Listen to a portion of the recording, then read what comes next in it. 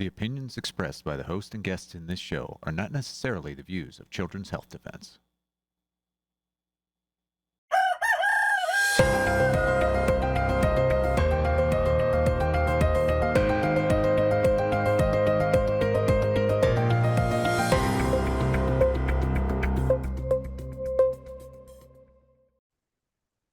Good morning, CHD. It is Monday, August the 10th, 2026. We're live here at CHD TV. We've got a great show for you today. In just a second, we're going to be bringing on our Director of Advocacy, Michael Kane. We're going to be talking about CHD in DC and why it's so important you're there if you can be. And then we're going to go to Dr. Gretchen Watson, and we're going to be talking about mental health screenings, particularly in schools. Do we want that for our children? I don't think so. And we're going to be talking about that and the dangers of. Then we're going to go to Dr. St. Martin, and we're going to be talking about psoriasis. Many of you asking, why are the children of today, why so many people in 2026 got psoriasis? Can we heal it? So we're talking to her then. But now we're going to go straight live to Michael Kane. Good morning, Michael. Good morning, Polly. Thanks so much for having me.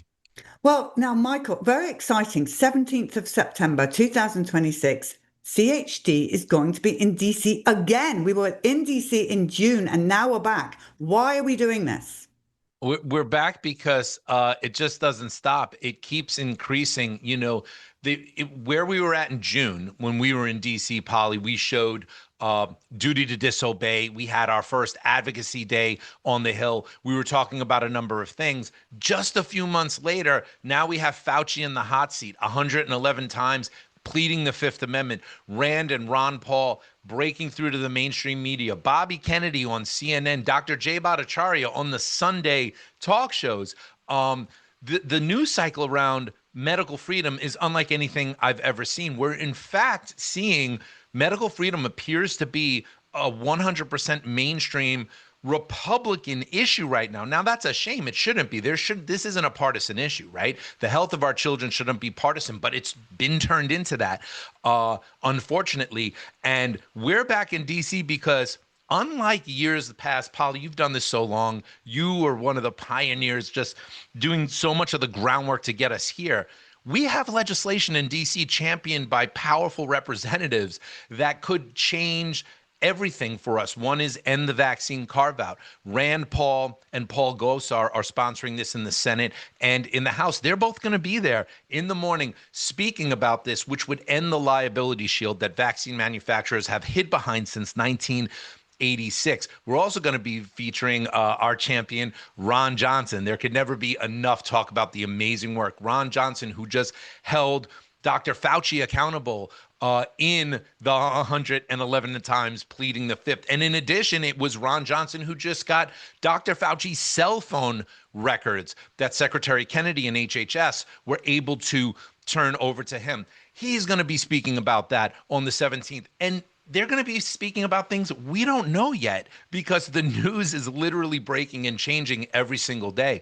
And one of the other things that's so important we're going to be focusing on besides our legislative champions, besides the good legislation that we now have, we're also going to be talking about the media. When we started planning this, it was going to be media censorship. But since we've had this breakthrough with Fauci, that's kind of changed. It's not really so much censorship anymore as we told you so. And who are some of the people that told everybody what the real deal was? Epoch Times, they told people. Lara Logan, she told people. Sire G, one of the disinfo dozen, one of the people who was taken down along with Bobby Kennedy, completely censored off of his platforms. He got it right. He's going to be there. Defender's going to be there. CHD's flagship publication. You, Polly, and CHD TV. These are the people who have been pushing out the truth. It's almost a little bit of a victory lap, and also to claim what is rightfully ours. People need to come for us for the truth. That is now known. And we need to talk about what does that look like? Because we've been fighting to not be censored and to get a platform for so long. What does it look like when you get it? What are the next steps when it's now recognized, wow, these guys were right in spades. Dr. Fauci's claiming the fifth 111 times. Maybe we should have been listening to Polly Tommy and the guests that she was having on. Maybe we should have been reading Defender. So it's exciting because this is new territory that we haven't really had before, to have so much support from elected officials and to also be able to do a victory route and then strategize what's next. What do we need to do to continue to break through? Yeah, and now censorship, such an important subject. So many of our viewers watching right now, they've been censored. All the parents that came out on Facebook or wherever we told them, go out there and tell your story of what happened when you vaccinated. You all got taken down. We all got taken down. So this conversation has to continue. Now, Michael, let's just talk about the expense. So the reason I want to bring this up is back in the day when I was a young mum and I would travel to conferences, what we would do is bunk up with friends, find another autism mother, find another friend that you want to go with. You can share hotel rooms. Now we have a discounted rate, don't we? Yeah, there is a discounted rate right now. That I believe the hotel block is good up until August 24th or August 25th. So you really want to make sure to get your ticket. We're still in the 250-year celebration of the birth of this nation. The title of this is CHD in DC. In order to form a more perfect future. That's a play on in order to form a more perfect union. There's still 250 events going on all over in DC. So to get a hotel is tough. We have a block. You just have to go to chdconference.org, get your tickets.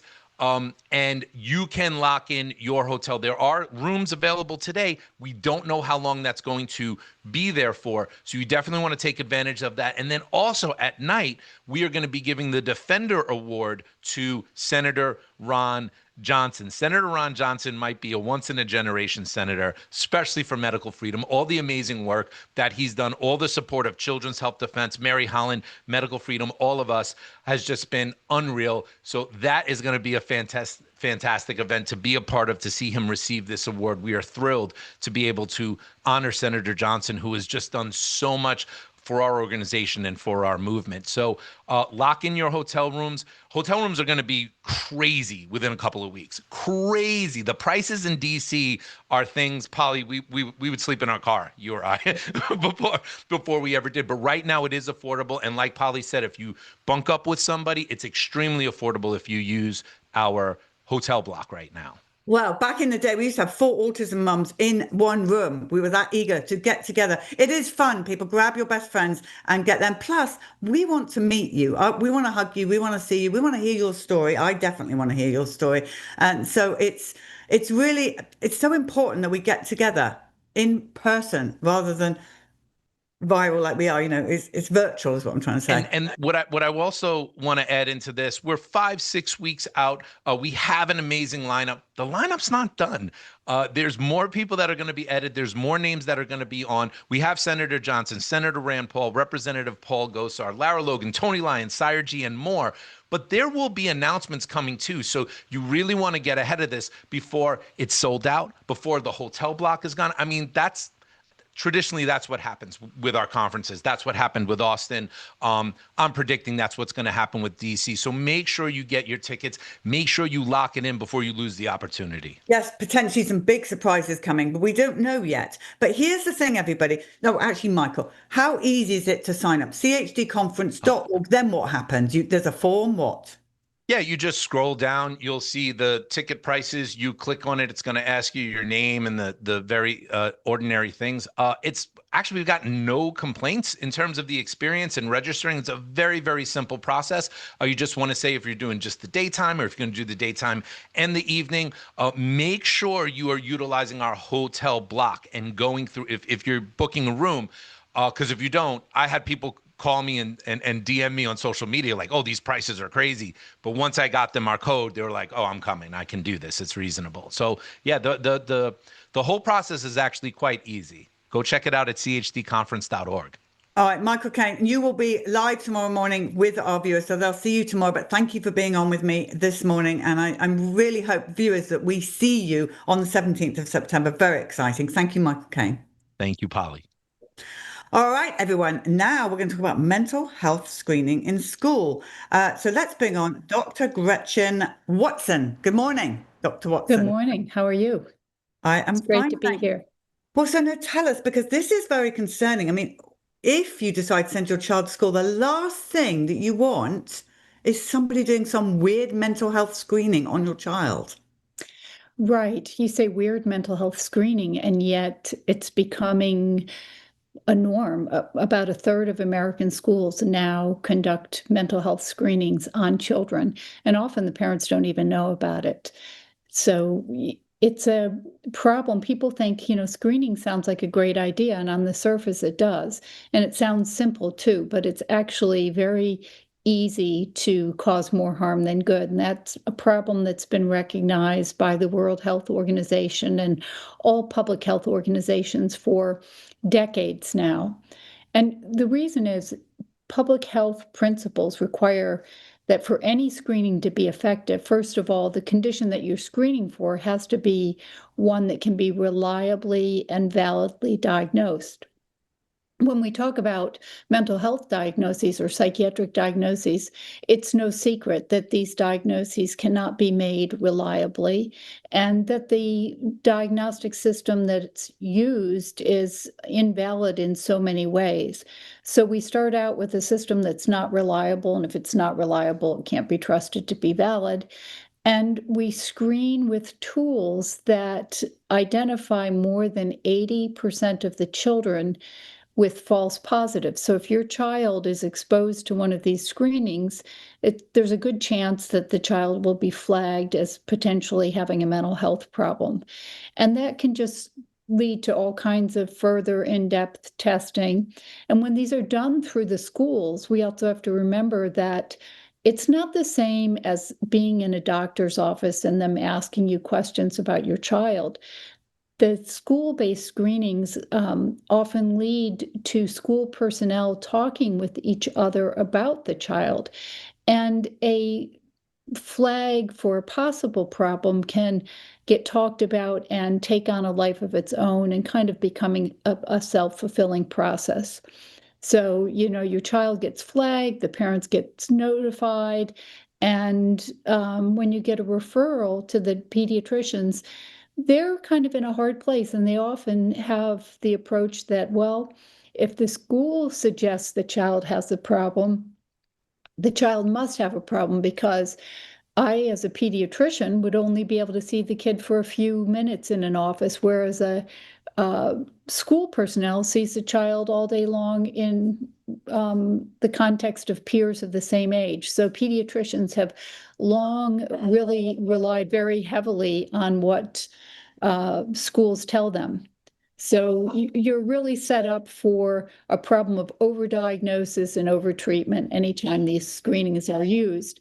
And there's another big problem in that one of the other major public health principles of screening is that if you screen for something, you have to be able to be sure that the treatment is effective and readily available. Well, first of all, regarding readily available, if you're talking about therapy, the wait list to see a child therapist right now are extremely long. That's been acknowledged both by the American Psychological Association and the American Psychiatric Association. So you get parents told there might be something wrong and their child might need therapy, but you can't get in to see a therapist. And secondly, when we say a child has a mental health problem, what treatment do we think they need?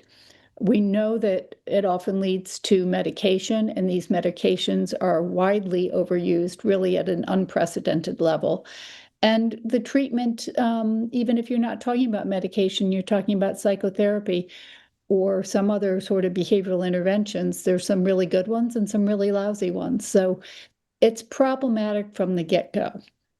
I think it's just, I think it's awful. I think it's dangerous. I mean, we've just done so many stories on kids and adults on medication. It's been petrifying. Now, what age do they start to do this with these children? Do you know? Well, it's done in public schools, so it could be anywhere from preschool through high school. And what are it's- they looking for? Anxiety and things like that. Well, any child that goes to a school has got anxiety, my goodness, especially in this Right. day and age. Right, and they're asked these questions that seem so innocuous, but they're not. And the other thing is that their children are now often routinely screened in the pediatrician's office too. So if for some reason the child goes to a pediatrician a couple of times, they've been asked repeatedly about depression and anxiety. Then they get asked about it again in school if they're old enough to read. So I guess, the screenings are not happening with the very young children because they couldn't read the survey instruments. But after a while, a child might say, well, okay, I guess I am depressed, or I guess I am anxious.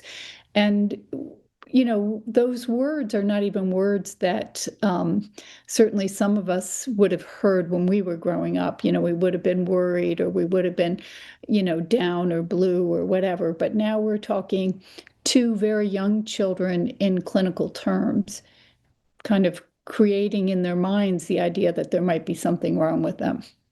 But this is what really disturbs me. So you've got a young child, I don't know how old, 6, 7 years old, and say grandpa dies, and this child is sad, naturally sad, and that they could turn that into depression, or here's a drug. And I can just see where this is going. In my day and age, we never had such a thing. We didn't even know what depression was, or it just seems to me in this day and age, everything is designed towards attacking the child mentally and physically, instead of letting the child play and learn. You're so right. And grief is a big one. Children experience all kinds of instances of grief, as do we. So, one of my dear friends and kind of colleague in this world is Brooke Seam, who wrote the book May Cause Side Effects. Her father died unexpectedly when she was in school, public school. And that grief did get labeled as depression, and she quickly got put on an antidepressant and then was on the antidepressant for 15 years, till she finally one day realized, why, I'm on this medication for all these years, and yet I feel terrible. She was actually having really violent and suicidal thoughts, and she went through a whole process of getting herself off and realized that 15 years of her life, her big bulk of her childhood and young adulthood, she had been medicated and didn't even really know who she was, and had to go through a lot of work to get off the medication and to kind of reconnect with her authentic self after so many years of being medicated. So her book May Cause Side Effects was one of the first to really talk about this, but it happens all the time. Yeah, horrific. Now, okay, let's go back to the schools. If I'm a young parent and I want my child to go to school, how do I let the school know that under no circumstances are you to do a mental health check on my child? That's a great question. So what the schools usually do is they use an opt-out procedure. So the school's going to send a form home, maybe through your child's backpack, that says, unless you tell us otherwise, we're going to go ahead and conduct this mental health screening on your child. Well, we know that as parents, it's so easy to miss those forms coming home. So instead, what a parent can do is proactively put in writing and take it to the school a notice that you may not screen my child for mental health problems or learning problems without my permission. Do you know the kind of questions they ask? I mean, I'm just trying to visualize it. They take this child out of the classroom, I presume, sit them down somewhere super scary. Right. I can give you a list of several of those questions if I pull them up for a second. Let me grab them. But before I pull those up, let me explain something that I think people really need to understand, is that the questions have been put together by people who have a vested interest. So one of the really popular tools that the schools are using is called Teen Screen, and it was kind of created by professors at Columbia University, but they were funded by the National Alliance of the Mentally Ill, NAMI, to create it. So NAMI is really behind it and funding it and supporting it. And NAMI, as some people may know, began as an advocacy group for people who struggled with mental health problems, but the pharmaceutical industry quickly turned that into a front group for the industry. So there's no surprise that this tool asks questions that identifies a lot of children. Most of the children identifies, in fact, have nothing at all wrong with them. So I think that's important. So some of the questions, let's see. In the past week, have you wished you were dead? These are the questions for suicide that you might get asked in a pediatrician's office or on one of these screenings. In the past few weeks, have you felt that you or your family would be better off if you were dead? In the past week, have you been having thoughts about killing yourself? Have you ever tried to kill yourself? If so, how, when? Are you having thoughts of killing yourself right now? If yes, please describe. They also ask questions that are less threatening. How often have you felt overwhelmed in the past month? Well, at the start of the school year, how often have students felt overwhelmed? Quite often, even at exam times or other times because something's going on. Are you sad much of the time? Well, maybe a child is. Maybe a child doesn't really like school that much. And if you ask that question in school, they might say yes, but what does that really mean? But these two really just rattle my mind. How often have you felt that you have something important to contribute to society? And what strategies have you found helpful in managing your mental health? Well, I tell people as a young student, I wasn't thinking about my contribution to society or how I should manage my mental health. The concept of mental health didn't even exist for me back then. And I think really these questions prime the child's mind for things that are not developmentally appropriate. Dr. Watson, what age does a child start school in America? Well, kindergarten starts at 5, but of course, so many of children go to preschool now. And preschools in the US have really gone from being more human development programs to being called early childhood education. So some people consider education to be starting at 2, but officially the K-12 portion of school starts at 5. So you're going to sit down with a 5 or 6-year-old and you're going to ask that 5 or 6-year-old, have you ever thought about killing yourself? Have you ever thought about killing your family? First of all, they're not going to understand the question. Secondly, that is absolutely petrifying thing to say to a child. Right. Well, those questions are really used for children routinely at about 13, or if someone's concerned, they might be asked as young as 8, but they are not usually asked to somebody as young as 5. But Not still, usually, but even could if you're be. later in middle school or even high school, those questions plant ideas in children's minds. So it's very different if you're a parent and you have a concern about your child and you and or the pediatrician or someone else is sitting down and talking to your child in a developmentally appropriate way about what's going on and having follow-up questions only if it seems appropriate. It's very different when you put those questions in a survey form for a child to fill out who's exposed to all of the questions, not just an initial question and you realize you don't need to go further in that direction. So it's priming young minds for things that by and large are not helpful. And a lot of this came out of the Columbine, school shooting that was a real threat to us here in America for good reason. It was horrible. And then we've had many more school shootings since then, and people want to avoid those problems naturally. But the problem is that when you look at school shooters, they will come up positive on one of these screens as having feelings of loneliness and isolation. But what people miss is that a lot of children have those feelings, and most children do not go on to be school shooters or engage in acts of violence. And so we're taking a very rare problem and applying the wrong kind of screening method. So, when we think about the school shooters, virtually every one of them was already identified to the school and to the parents as having issues.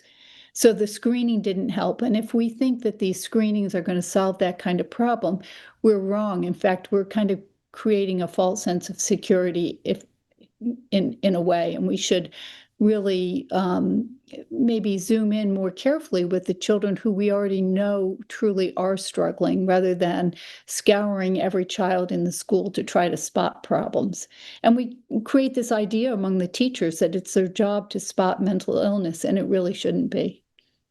And also, what kind of people are even doing these? I don't trust them. I don't trust the process. I don't trust the schools. It really disturbs me greatly. It's just a gateway for psychotropic drugs, which then goes on to proper craziness. It is a gateway. And, the schools are doing it because they've been led to believe it's the right thing to do. They're not doing it for a malicious reason, but it's just a public health strategy that has gotten completely out of control and is being misapplied in an environment where it should not be.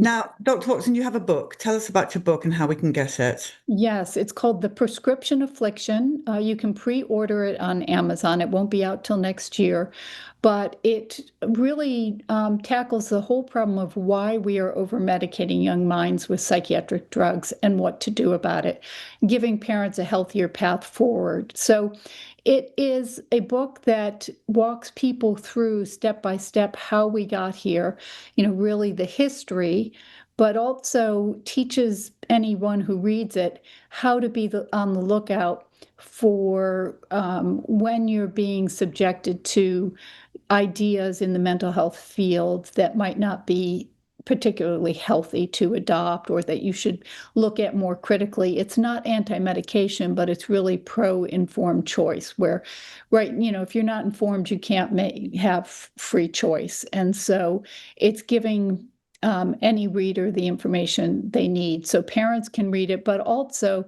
a lot of people in the mental health field will hopefully read it because there's things that even mental health providers don't know. And the saddest thing of all is there's a drug for every feeling. And we all feel sad at times. We all feel lonely at times. We feel angry. We feel all these kind of things are normal and parents, we talk it through with our children. We don't prescribe drugs for normal emotions in children. Right. We've totally medicalized normal problems. And it all began with ADHD. Until we started medicating children with Ritalin and other stimulants for ADHD, we didn't medicate children with psychiatric drugs. And once that, gate opened up, if you will, then we started saying, well, gee, maybe we can medicate them for anxiety and depression and other things. And what also happens is when a person is put on a psychiatric medication and they use it long term, more often than not, that medication produces side effects or adverse effects that get misinterpreted as the child's deteriorating mental health or an additional mental health problem. And so they get more medications added. And it becomes very common for a child, once they start on any medication, to land on a cocktail of psychotropic drugs called the prescribing cascade.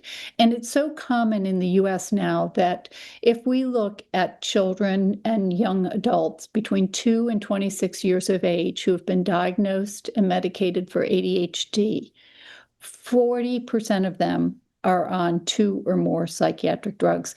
And often those involve antipsychotic drugs, which we know cause weight gain, diabetes, and when used long-term, even permanent motor disorders. So these have really serious consequences, not only for children's mental health, but their physical health as well. I mean, are they really putting a 2-year-old on ADHD medication? A 2-year-old is supposed to have ADHD. What does that even mean anyway? I mean, right. It's so true. I was, I happened to fall into this line of work because I live in the place that was ground zero for using medications in children at a, massive degree. So we started doing in this part of Virginia what the country is now doing 25 years earlier. So I had an early window into it, if you will.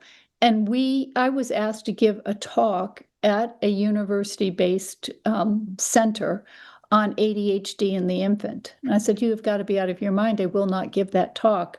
Well, I ended up giving a talk called ADHD in the Very Young Child. And it was the largest attendance the parenting center had ever had.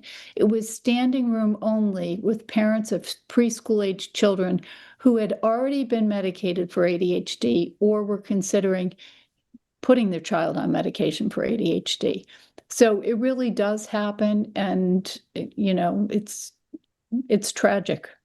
Terrible. Dr. Watson, thank you so much for being on this morning, and I hope we get you back. Keep us updated on your book and everything that's going on. And any information on children being over-medicated and schools behaving badly, please let us know. We need to alert everybody to that. Absolutely. Thank you so much, Polly. It was great to be here. It's great to have you on. All right, everybody, we're going to go over to Dr. St. Martin. Good morning. Good morning. Thank you so much for having me, Polly. Well, I'm really excited to talk about this for a lot of reasons. But first, we're going to be talking about psoriasis, everybody. And for whatever reason, 2026, psoriasis is just gone crazy. It's everywhere. It's in young children right through to adults. So here's the question. Number one, what is psoriasis? What even is it? Psoriasis is an autoimmune condition where the skin cells turn over more rapidly than they should. And so in a healthy individual, the skin cells will turn over approximately every 21 days. But in somebody with psoriasis, the skin cells in several areas of the body or very localized areas of the body will turn over more rapidly. And so every 4 to 5 days, causing an accumulation of skin cells in plaque form, which will then flake and scale and become inflamed and, a few days later start all over again. And it's very, very difficult to get a hold of. And so the person may feel burning, itching, and just general discomfort, as well as the very large emotional and mental component, because with psoriasis, unlike most other illnesses, you're actually wearing your illness on your skin for the world to see, right, which is very disabling emotionally. It causes people to contract and become very stressed out, and the emotional component then perpetuates the illness, because that's one of the causes of exacerbation of autoimmunity and psoriasis specifically. And so it can become a cascading very quickly. And so how do you get psoriasis? I mean, some people have it as children. Well, a big explosion of psoriasis in children at the moment. But then some adults will just go through life and then suddenly, bam, they have psoriasis. So I believe that most of the time with psoriasis specifically, and perhaps most autoimmunity, the problems can start years before. And so, for example, the way that we birth our babies, it can start in utero with the mother having a lot of nervous system stress, and then our birth outcomes. They say that our microbiome, and so the health of our gut, the degree to which the lining of our gut expresses health begins in the birth process as the baby's coming down the birth canal. Something referred to as the first meal, which is where the child takes in the mother's microbiome through the child's mouth, nose, ears, orifices, essentially, which really sets the gut lining up for a lifetime of the expression of health and being able to modulate itself in terms of immune system function. If that's not correct, or if the mother's microbiome is affected at the time of birth, it can literally start the cascade at that point. Many children in the first year or two of life are put on antibiotics for things like ear infections and various things. Antibiotics also are very damaging to the intestinal lining. Sometimes they're appropriate and necessary, but more often than not, they are overprescribed, and it can really affect, again, that digestive lining. And then we continue to go through life. We're exposed to environmental toxins like glyphosates. There's a very large vaccine link to autoimmunity in general, but also psoriasis, as specifically described in detail in the package inserts for vaccines. And then emotional stress and sometimes even physical stress, like large injuries. I believe that with myself, my story of psoriasis goes way back, and I believe it was triggered when I was very young, but then again with a very specific physical injury, which of course is extremely stressful on the body. And then from there, vaccine injuries and so forth. And so it's different for everybody, but typically it will start way before the expression of the psoriasis on the skin. So it's an autoimmune condition. Yes. triggered by vaccines, or so you could have a baby that's had the vitamin K and a couple of vaccines at birth, and then you decide not to vaccinate it, and then way older, when the child is older, develop psoriasis. It could be that earlier trigger of vaccines at birth that could cause it. Is that what you're saying? Absolutely. I think that autoimmune insult can happen in various ways, and the body, we're really built to adapt as well as possible, right? When we're born, ideally the system is perfect and the body can heal and adapt to various stresses, but there are limitations of matter. And so with certain stressors, the pendulum will swing, the immune system becomes overwhelmed, and in the case of something like psoriasis, for example, the shedding of the skin is actually the expression of the body trying to heal itself. Not only is it a signal that something's not quite right, but ultimately the body's constantly trying to, find a way to express health, and it's trying to do that by detoxifying through the skin. But it's obviously an indication that something's not working properly.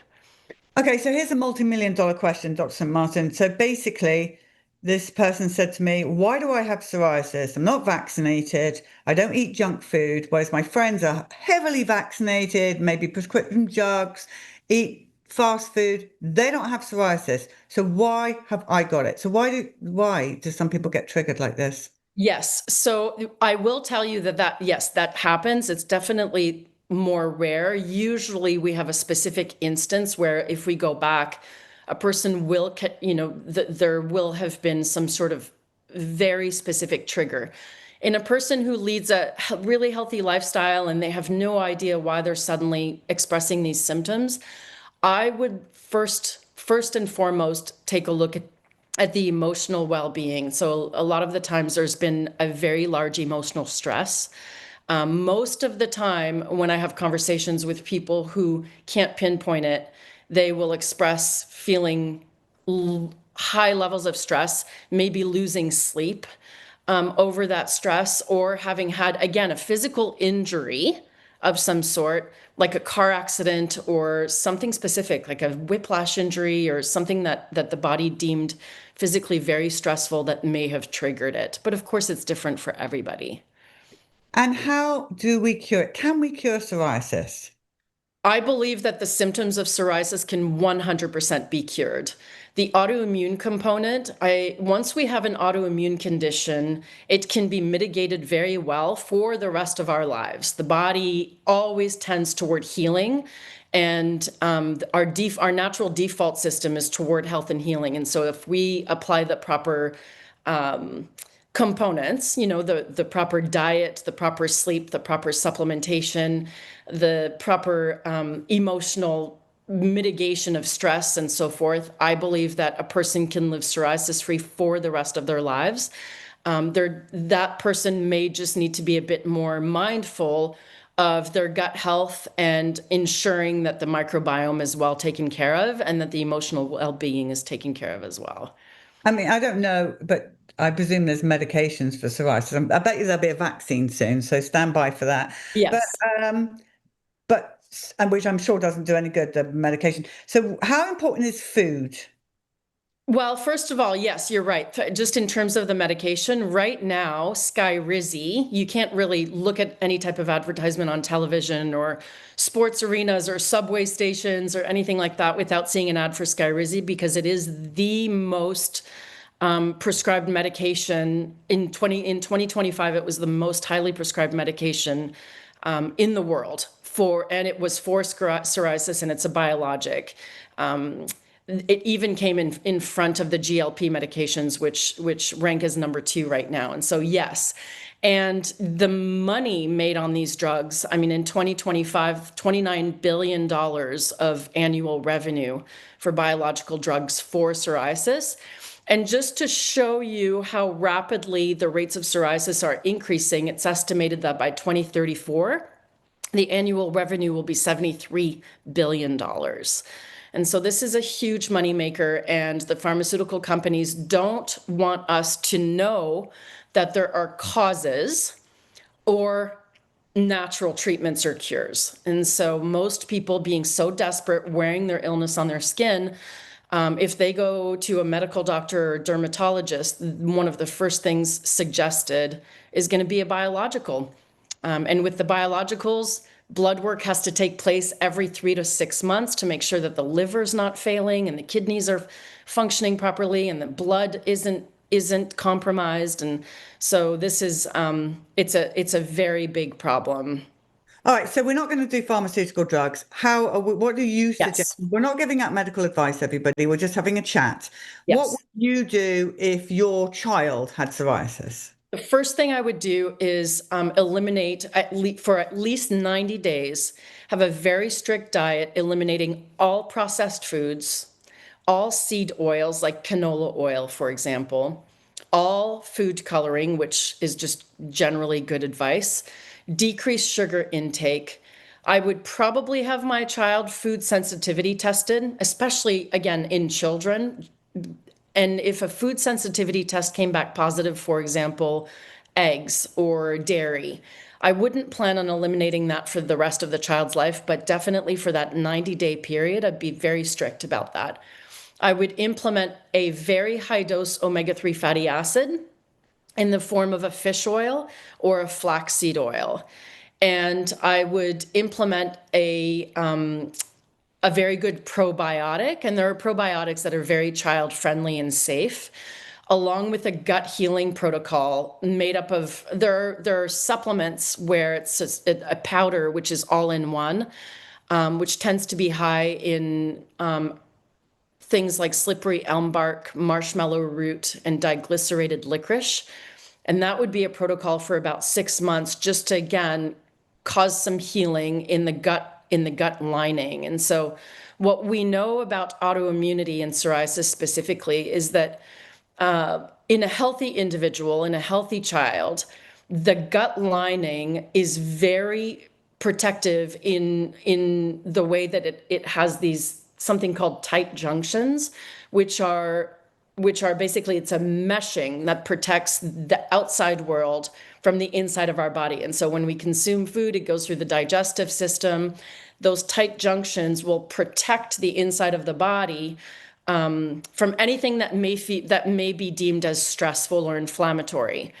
Over time, because of specific injuries and environmental toxins, those tight junctions can become looser and porous, which is what we used to refer to as the gut problem that will cause this. And so as we're eating certain foods that are now inflammatory, particles of food can cross that barrier, that porous barrier. The body begins to recognize that these food particles aren't part of the body, that they are foreign, and begins to literally attack itself, which is the definition of autoimmunity. And so we can't have a conversation about autoimmunity without talking about healing the gut lining specifically. Now, what about cream? So I think what you're saying is it comes from within, and it's just what you're seeing, the psoriasis on the skin, is just the excess. It's really from within. That's my guess. Absolutely. So you don't really want to be putting creams on that, do you? Well, you would in the interim to become, to make yourself more comfortable, especially with a child. There are things you can do like oatmeal baths, and some parents will find that tallow works really well, and different types of creams, but the cream is by no means ever going to be a cure. This is definitely an expression of inflammation from the inside out, and the body is just trying to shed that inflammation, shed those toxins, and it's being experienced through the largest organ in the body, which is the skin. Now, you've got a book. I want to get this book, and it's going to come up on the screen right now. Skin on Fire, Healing Psoriasis Naturally. Where can people get this book? It can be found on Amazon, online through Barnes and Nobles, and I'm a very big supporter of local bookstores, and so can be ordered through your local bookstore as well. And there's an email address there, or it's anikstmartin.com is where people can go if they want to learn more as well. I can't thank you enough for coming on and talking about this subject. It's extraordinary how I think vaccines, for me, I'd put my money on vaccines causing. It'd be interesting to see how many totally unvaccinated kids have psoriasis. Well, I mean, that is exactly what the statistics show, particularly, well, there are very specific vaccines, again, connected in the package insert indicating skin flare-up, psoriasis, autoimmunity, a direct link. Very specifically, for those who want to know, adenovirus, DPT, smallpox, MMR, HPV, and the COVID-19 vaccine. And so since the COVID-19 vaccine, we've seen an explosion of psoriasis. There are now 125 million people suffering from psoriasis, and those numbers are growing exponentially. And so if you're a parent, I'm just going to leave everybody on this. If you're a parent watching this right now and you feel guilty that your child has psoriasis because you vaccinated them or whatever, you didn't know. I didn't know. I didn't know either. I didn't. My parents didn't know. That's specifically what happened to me. I was caught up on all vaccinations twice due to certain circumstances when I was younger. And for me, it was very obvious. It was like 14 days later. It started, and my parents didn't know. We had no idea. And when I was taken to my local family doctor, I'm not even sure that he knew. I was just given, a steroid cream. There was no conversation around what happened recently. How are you? Have you had any exposure? How's your stress? What are you eating? Should we address, the inflammation that's happening in your digestive system, in your gut? It was simply just take this steroid cream until I got to the point where I literally was bathing in it, and that wasn't enough, and that's what most people go through. And so then the level of intervention increased and increased and increased, and none of it works. None of it cures psoriasis. A person on a biological drug will have to be on that biological drug for the rest of their lives if they want to continue to mitigate their symptoms. And so who knows what that drug is doing, shutting down another organ, from my experience of listening. But just to say to everyone, don't beat yourself up. Okay, we did the best we could as parents. When we know better, we do better. And so that's why we do these shows, to warn other people out there. And Dr. St. Martin, I can't thank you enough for being so knowledgeable on this subject.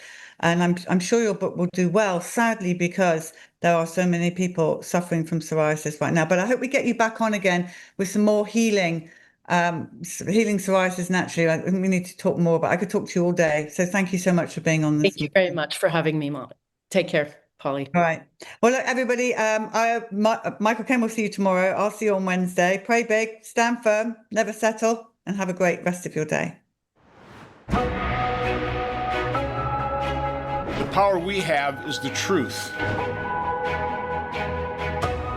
This is the nation's leading conference. It's so empowering to be joining together and working for our children. Coming to CHD was the best decision that I've made probably all year. It is a new day when senators and representatives want to associate themselves with Children's Health Defense. Why? We're telling the truth, and they know that. And because people are listening to us, and they know that. To me, health on a political level is the most important subject. We need to raise a healthy generation. We, the people, are waking up. We are taking back the system. The federal government's job is not to ensure the stable legal risk for vaccine manufacturers. Remember, we're a government of the people, by the people, and for the people. I can't say it any better. We can live to see a better day where people will be healthier and where government and corporations will be forced to be more responsible. You can't be a decent human being and know what we have now come to learn and turn your back on it and close your eyes.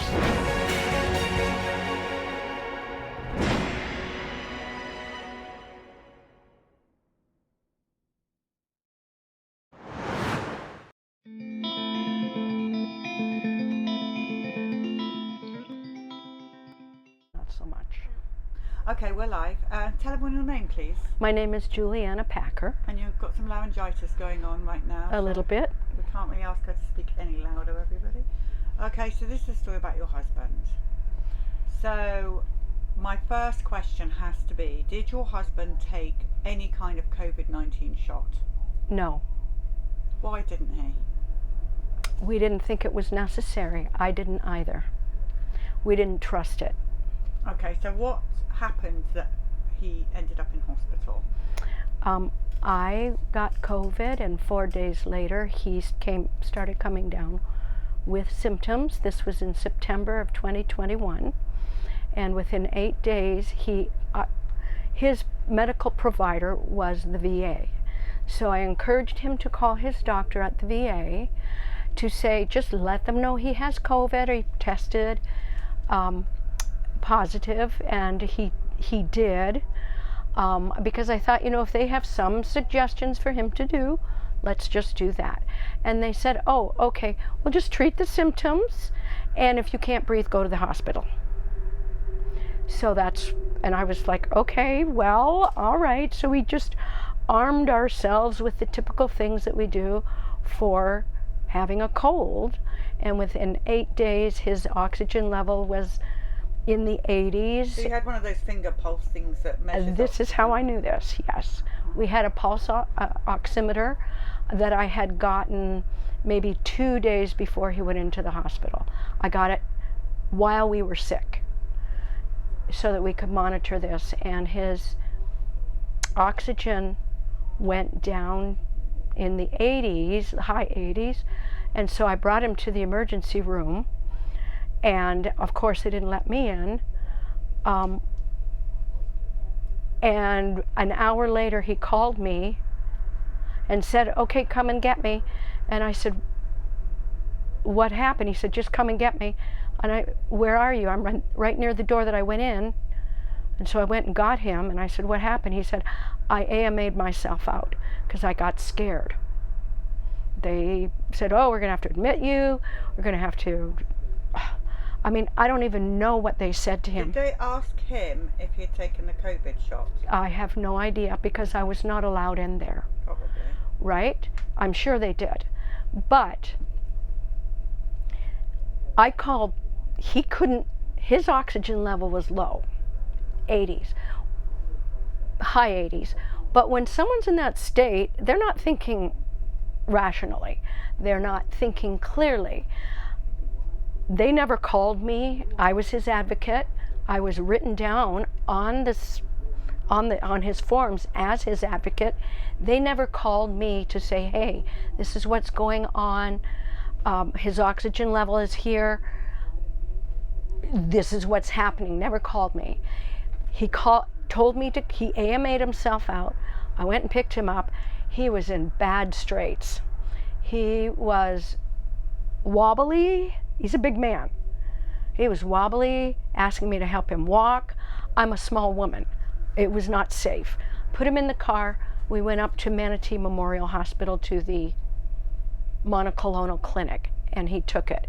And he sat in there and shivered the whole time.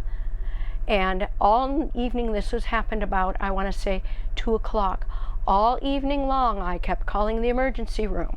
What happened to him? Because he can't tell me. He doesn't know what happened. What happened to him? I made 3 or 4 phone calls. Well, we'll have somebody call you. Finally, I called for the last time, and I was started to get nasty now. I need an answer. What happened to him? Well, he has pneumonia in both lungs. I said, honey, did you know that? He said, no, I didn't know. So basically what they did was they probably told him, but his oxygen level's low. He doesn't understand what they're telling him. But they also didn't call me to tell anybody that this is what had happened. He came home. I said, okay, we'll spend the night. Very rough night. Very rough night. Woke up in the morning, hardly able to function. Oxygen level, 85-ish. And I'm scared now. I had given him 1 dose of ivermectin that night. Just started it. But it was scary now. Now he's getting up and he's wobbly all over the place and he's vomiting. And I'm like, I can't, I have no way to help you here by myself.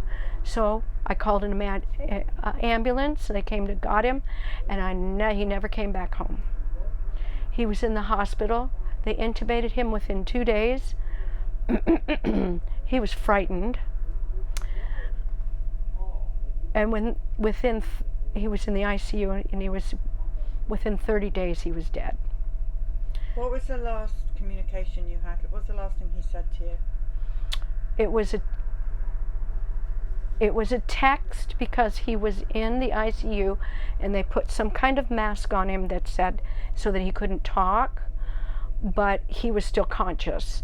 And they said, your job is just breathing, that we just need to get oxygen. Okay, then he texted me. His last text, let me find it, I can read it to you. I haven't looked at it in 2 years.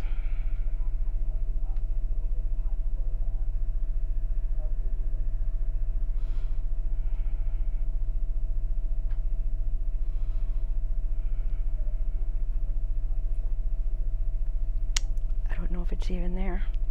It's not there. Nope, it's not there. But it was to the effect of, the doctor called me and said, we're going to intubate him. Do we have permission? I'm like, I don't know. I don't know. I don't know any of this.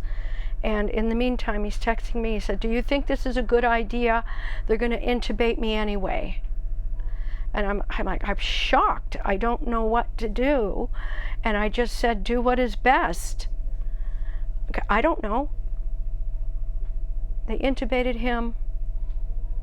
He'd already had COVID for 10 days by this time. They isolated him for another 20 days. Don't quite know why. I couldn't see him. A friend snuck me up to see him one time. And then after the quarantine was over, they let us go see him, so my children and myself would go see him, and I would just stay there as long as they let me stay there. I visited him every day, but by this time, he's completely unconscious, intubated, getting worse every day. The oxygen levels up, the oxygen levels down. Back and forth. I called every single day to find out what's going on, what medications, what is he on, what is he off. You know, all of this every single day for 30 days. And on the last day, it was October 15th, I went to the hospital around 1 o'clock every day. This day I went around 4 o'clock because I had a bunch of things to get finished that day. Arrived about 4 o'clock, and when I walked in, the nurse said, "Oh, I meant to call you earlier." And I said, "Oh?" Yeah, he's doing worse. His oxygen levels are not coming up. And I said, "You didn't call me earlier to tell me this?" "Well, we're doing x-rays now to find out." "Well, he's dying now. It's 4:30, he died at 6. So basically, I arrived just in time for him to die, but nobody called me to tell me he was in a state of such decline that they didn't think it was coming back. Nobody called me. Do you have his medical notes from the hospital? I do have his medical notes. I have some of them. I find it I don't know how I'm going to be there, because if I get those notes and read through those notes, I'm going to have to know the horror that he went through. I already know how bad it was. I don't want to know more. And if I get more of those notes, I'm going to have to know everything. I don't know if I can live with that. I don't know if I can come away from that. I don't know if I can get out of the spiral down. How do you live with this? I don't know. It's already bad enough. I've battled myself out of being a widow. I've known him for 50 years. We were high school sweethearts.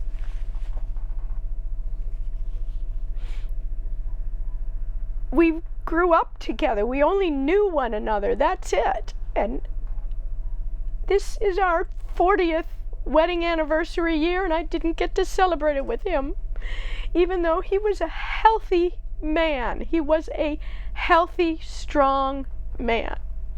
Went in that way. They did not treat him well. They killed him. They absolutely killed him, and they did it on purpose. They sure made a lot of money on my husband. They really did. Sent me a bill and never asked me to pay for it. Well, who paid for it? How much was the bill? $366,000. Never asked me to pay for a thing. Well, who paid? The VA. I got bills from the VA. Just statements saying how much they paid. The VA paid $39,000 of that $366,000. Well, who paid the rest? I didn't. They didn't ask me to. His insurance was the VA. Who paid the rest?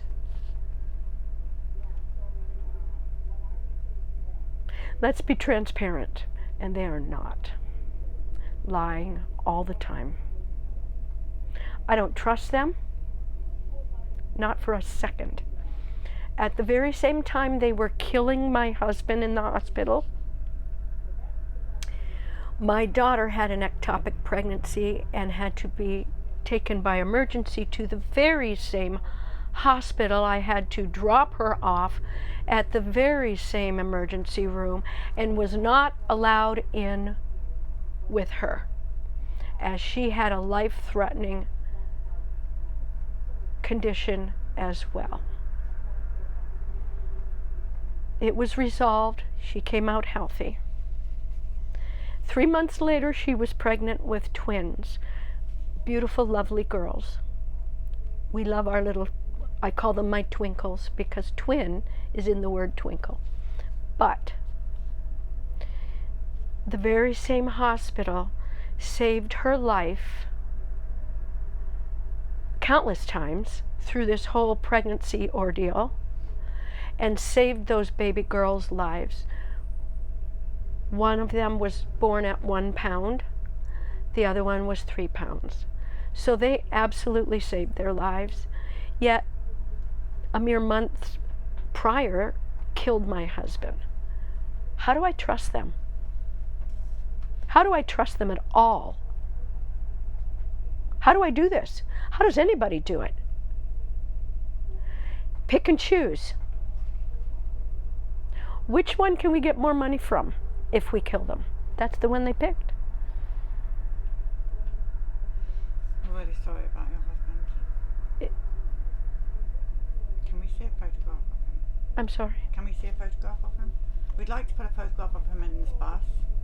So I'll set you up with Caroline. This is my husband, Scott. We were next door neighbors. I married the boy next door and he married the girl next door. I've known his family for 50 years.